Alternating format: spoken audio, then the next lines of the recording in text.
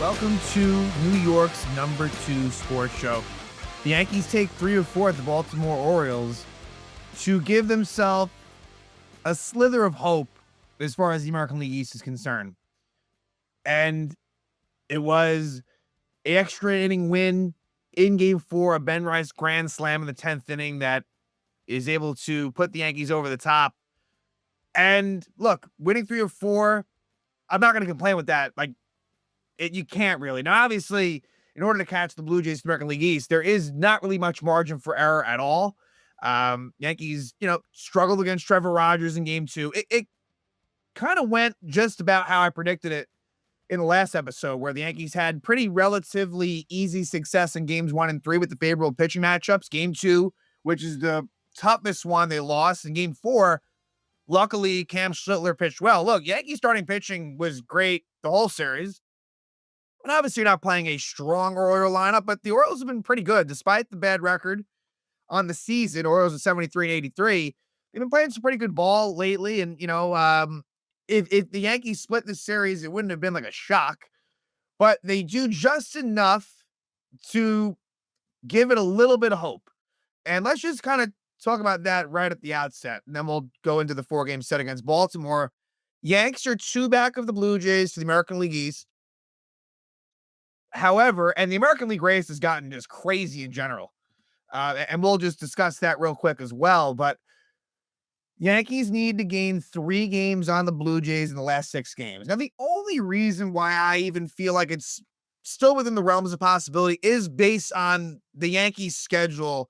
6 games left, all at home, 3 against the White Sox, 3 against the Orioles. You take it game by game, but the way I see it, the Yankees, they can only afford at most 1 more loss. And even that might be too much. So really, the way you're looking at it is either the Yankees to win the AL East. And by winning the AL East, they would also get the #1 seed in the American League. So there's a lot, the reward is high. The Yankees would have to go 6-0 and the Blue Jays go 3-3, or the Yankees go 5-1 and the Blue Jays go 2-4. That is the combination. And here's the thing, you can no longer afford any negative day. And what I mean by that is a Yankee loss and a Blue Jay win, it's over. But that cannot happen on any given day. The way it is really is you got to have basically 3 neutral days, 3 even days, and 3 positive days where the Yankees win and the Blue Jays lose. And the Blue Jays remaining schedule, the problem is for the Yankees, it's all in Toronto. And Toronto is a great home team. They're 50-25 at home. However, the Yankees will actually be Red Sox fans because they played. It's Blue Jays, Red Sox, the first 3 games there. And then the Blue Jays have 3 home against the Rays. And look, I think the Rays are a team that is capable of nothing else of at least taking a game. I think that Kevin Cash, and I think that they'll go to the very end here. Look, obviously the Rays are not a great team, hence why they're not going to make the playoffs. But look, they have a very good run differential. Divisional games are always interesting. And that's also part of the reason why you can never be so sure. Yankees, Orioles, the final weekend of the series, you cannot be sure that the Yankees will just sweep them. For example, Kyle Bradish is probably going to pitch one of those games, and that's going to be tough. So, but we'll see where it goes. We'll see if this gets more interesting. We'll see after the next episode whether we're talking about a situation that's real, one that's over, or one that's kind of just barely hanging on. But that's where it's at. There's a really, really high likely chance. The Yankees are at worst going to be hosting the wild card series, which that's fine, but it is a bit bittersweet. The Yankees are they're 88 and 68, 20 above 500, playing pretty good baseball. And the Yankees are very likely to have the second best record in the American League, more than likely. I mean, maybe the Mariners, it's possible they'd be the one team, but even that, technically speaking, if you were to just go that deep, the Yankees did win the season series. Not that that's a Yankees Mariners isn't relevant for now. I suppose if the Yankees were to win the division, then who comes in first? But the Yankees at that point would at least ensure themselves of having a bye. The Tigers have completely dropped off in one of the biggest potential collapses you could see, and the Guardians have been unbelievable. So the AL Central race is crazy. And the question now becomes, Mariners are in great shape, right? The Mariners are looking very likely to, at worst, get a bye. If you're a Mariner fan, you're feeling really good. And now it's kind of 4 teams, 1 spot. Red Sox, Tigers, Guardians, Astros, with the Central up for grabs. So it's basically the Central and 2 wild card spots up for grabs, and who will be the odd team out. It's gonna be very interesting to see. I I still think Yankees, Red Sox. It's looking the most likely right now, but that's another thing too. Like, as much as I want the Red Sox to beat the Blue Jays, part of me doesn't really want that because I don't want the Yankee Red Sox matchup. I prefer something different. I don't love the idea of going against Crochet, but that's a conversation for maybe next episode when we have a better idea on things. But the American League race is really tightening up, really going to be interesting. Like the fact the Guardians have made this, ultra interesting. Like it seemed as if we knew the 6 teams, but it's that 162 game season. You just crazy things do happen more than not. And um, but yeah, I feel as if here to kind of just end the conversation about the division. Um, the way I see this is that the Yankees need to take 2 games in this 3 game stretch. Yankees home against the White Sox, Blue Jays home against the Red Sox. Yankees need to find a way to sweep the White Sox series and the Blue Jays to lose 2 of 3, realistically.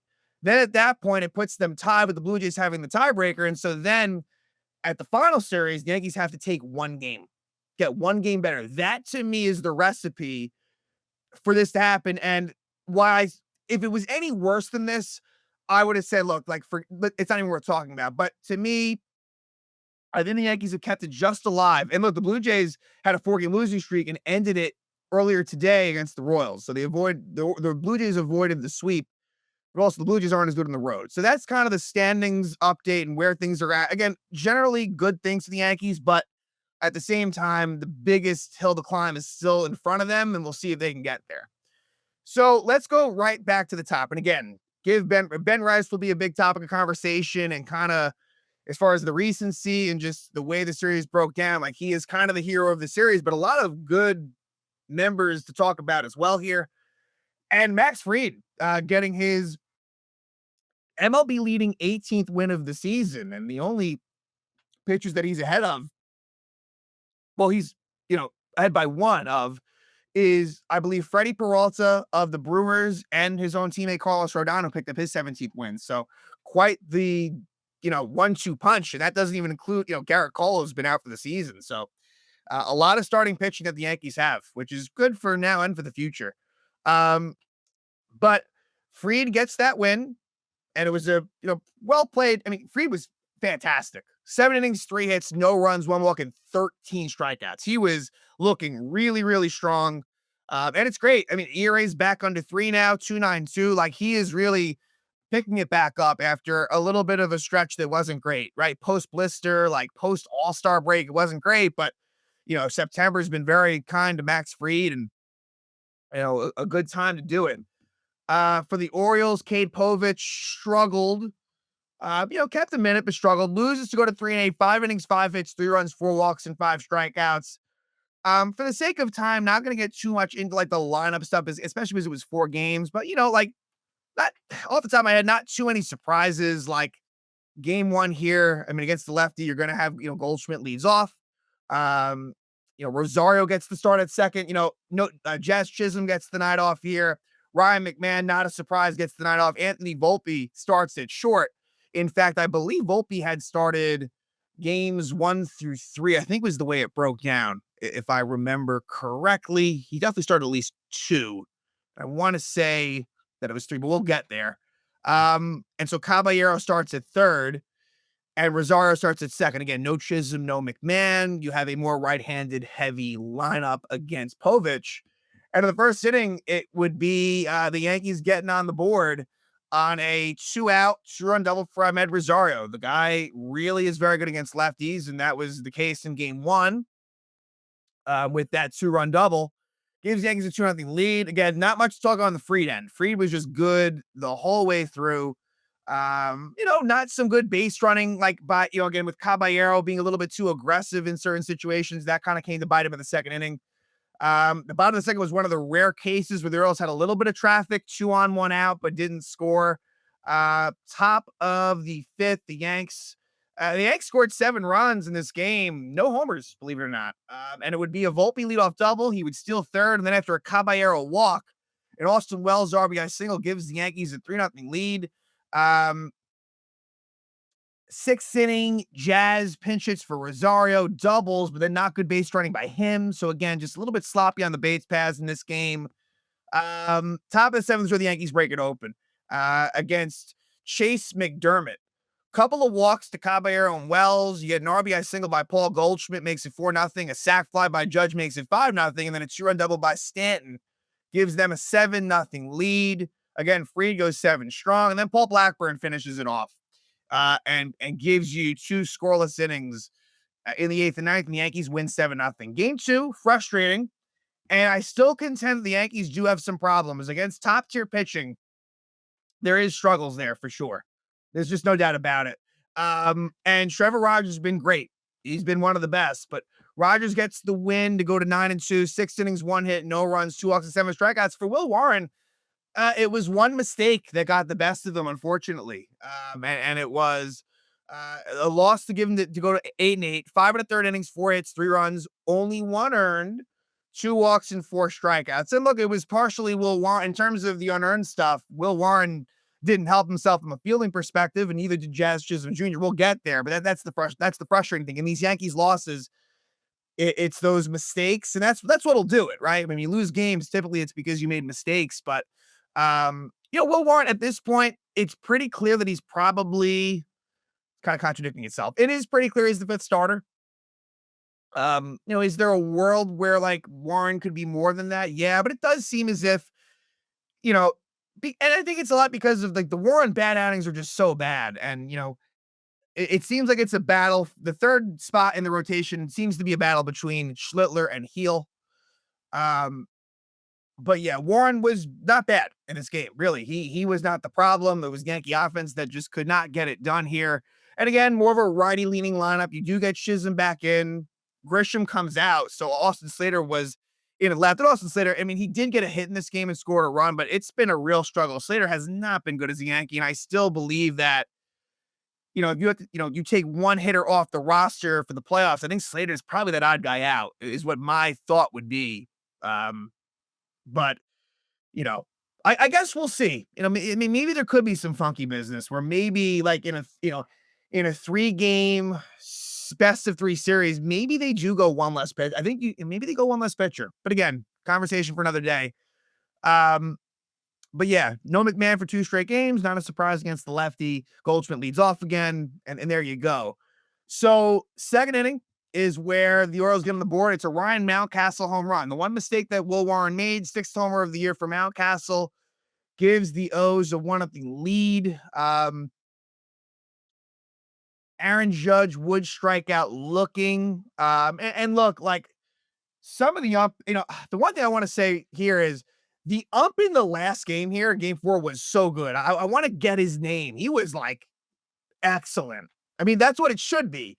But like, I can just think about just whether it's the Yankees or, other games with other teams, it's just like, it's just so bad as far as calling balls and strikes. But Judge strikes out looking with 2 on, 2 out in the 3rd. So that was one of the rare chances they had. In the 6th, Goldschmidt gets robbed by Dylan Beavers of what could have been maybe a potential 2-run homer or maybe an extra base hit. So Dylan Beavers made some nice plays that inning, which was unfortunate. Bottom of the 6th is where the defense kind of goes haywire as Jordan Westberg, he broke his bat, which might have thrown things off for Will Warren.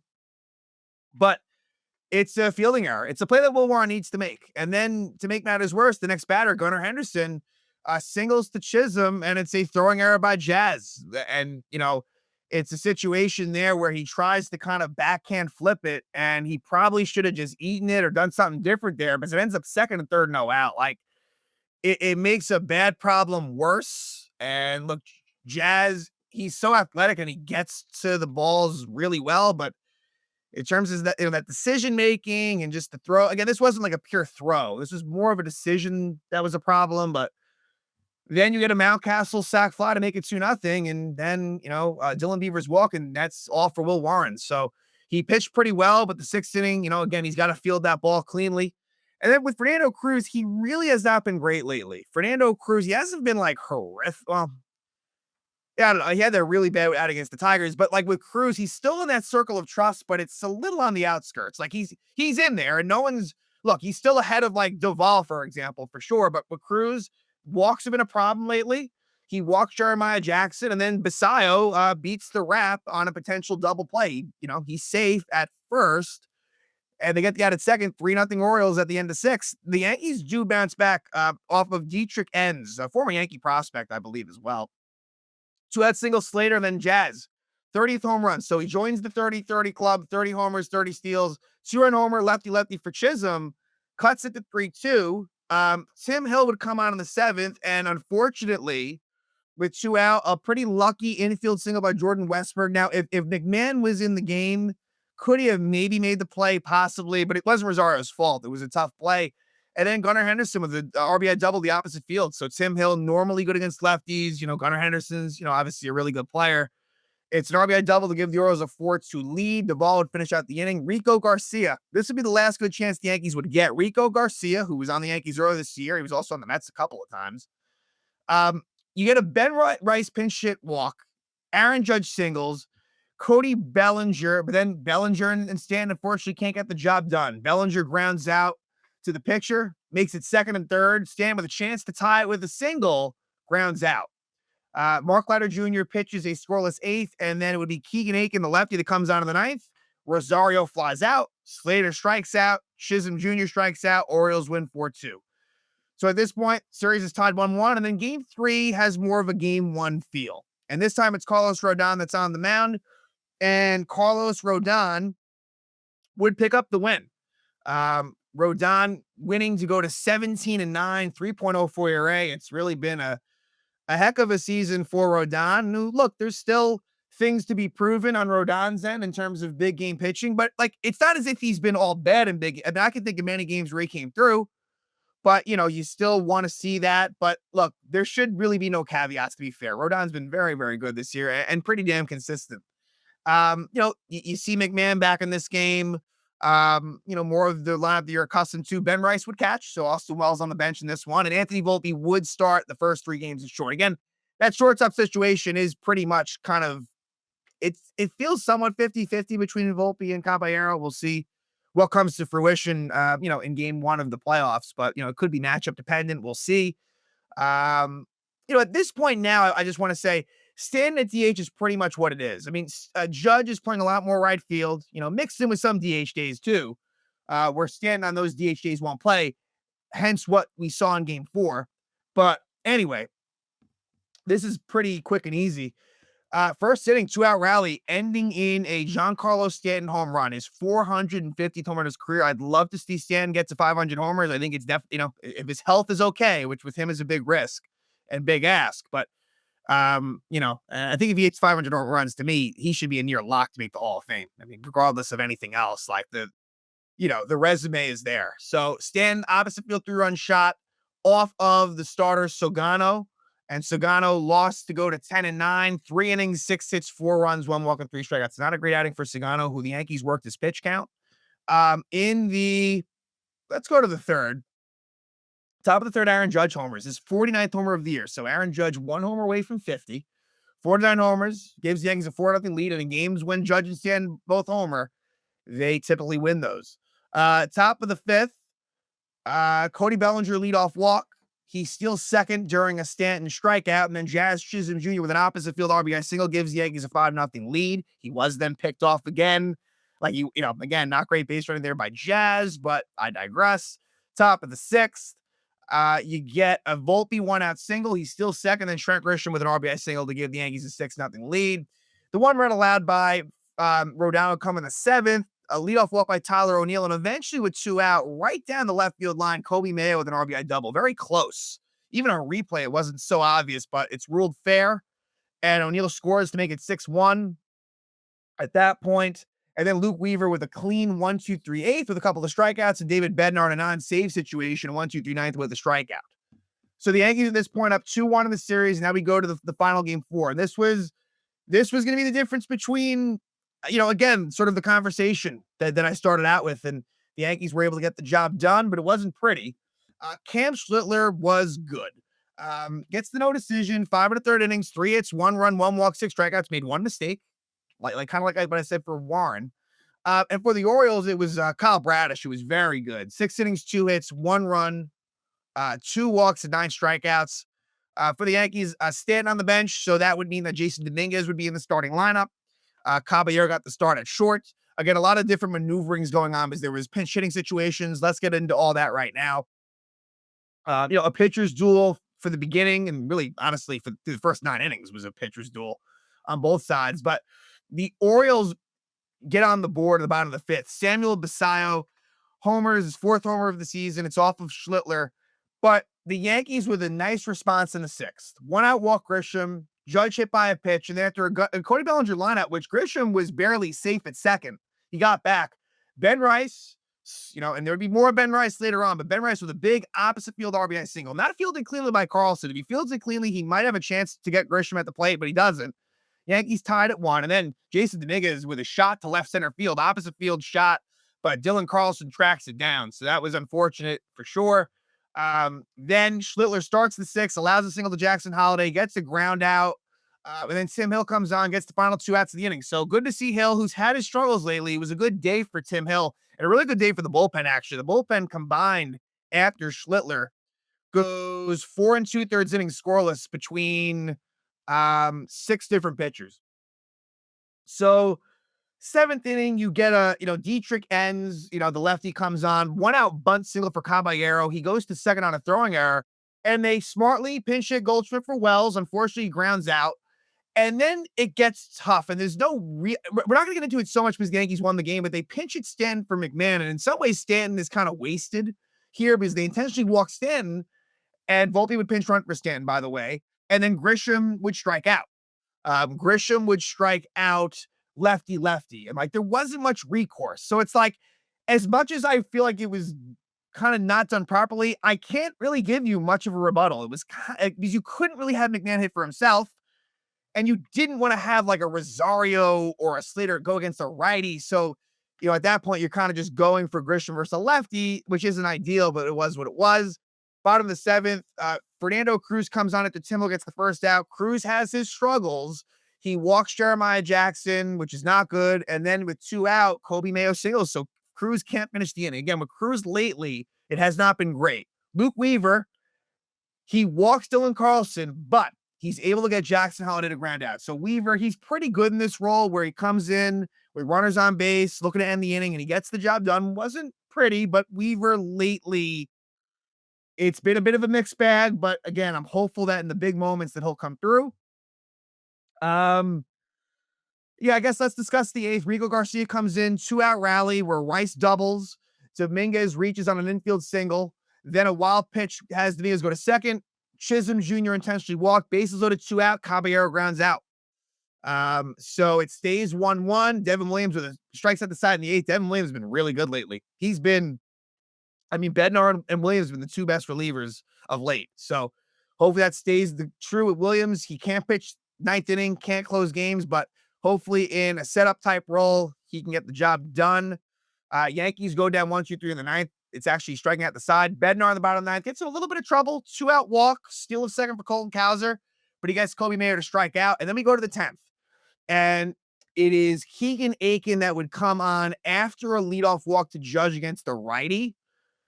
So first and second no out, and Cody Bellinger, just a good clutch opposite field RBI single. And look, Cody's actually in some ways had some struggles lately, but they don't last too long. And that was a really big single. Sets up bases loaded, no out for Ben Rice, lefty. What does he do? He hits a grand slam, a huge grand slam. Ben Rice on the day goes 4 for 5 with 5 RBIs. Gives Yankees a 5-1 lead, and they wouldn't stop there. With 1 out, Jazz hits his 31st homer of the year. And then later on, with a new pitcher, and they bring in the righty, Caballero double, Goldschmidt walking Anthony Volpe with an RBI single to make it 7-1. Bottom of the 10th, Camilo Doval comes on, and of course, in kind of typical Doval fashion, gets a little bit dicey. He gets a couple of outs, then a couple of walks. But with the bases loaded, he gets Ryan Mountcastle to strike out. Bednar picks up the win, so combined with the Pirates, Bednar 6-5 on the season. And the Yankees go to 88-68, high watermark, 20 games above 500. And so now it will be the White Sox versus the Yankees. And there isn't much of an excuse for the Yankees here. Like, home against the White Sox, the Yankees took 3 of 4 in Chicago. They were unable to win the fourth and final game. Here it will be Shane Smith, who, like, Shane Smith he was their all-star representative. He pitched pretty well against the Yanks, actually. Yankees won the game, but he pitched pretty well. And it'll be against Luis Gil. And Luis Gil, he as well, I think he pitched the game that the Yankees actually lost. But like he didn't pitch poorly. So it'll be Smith versus Gil. I guess in a nutshell, like that game could be a little bit tricky, like compared to what the other two would likely look like. Game 2, it's listed as TBD for the White Sox against Max Fried, going for his 19th win. Unfortunately, Fried will not be able to get, the way it works out, he won't get his 20th win, which is unfortunate. And then for Game 3, it'll be Davis Martin for the White Sox. And Martin had pitched against the Yankees and struggled, and it's TBD, which is interesting. Like, Warren would be the one that would line up, but they had it listed as TBD. So again, at this time of the year, different things kind of happen, and you want to kind of line rotations up a bit. So we'll see what it is. Again, I don't know why it would affect Warren necessarily, but that's what they have it. And so Yankees will be big Red Sox fans, unequivocally. And the Yankees just need to take care of their own business. So we'll see what happens. But the Yankees, thanks to a Ben Rice grand slam and just a great, great game in Game 4, Yankees win 3 of 4 in Baltimore, end a successful road trip, take 2 of 3 against the Red Sox, 2 of 3 against the Twins, and 3 of 4 against the Orioles. And now they will head home for their final homestand of the regular season, 3 with the White Sox, 3 with the Orioles. And we'll see what the outcome is as the Yankees look to gear up for the postseason.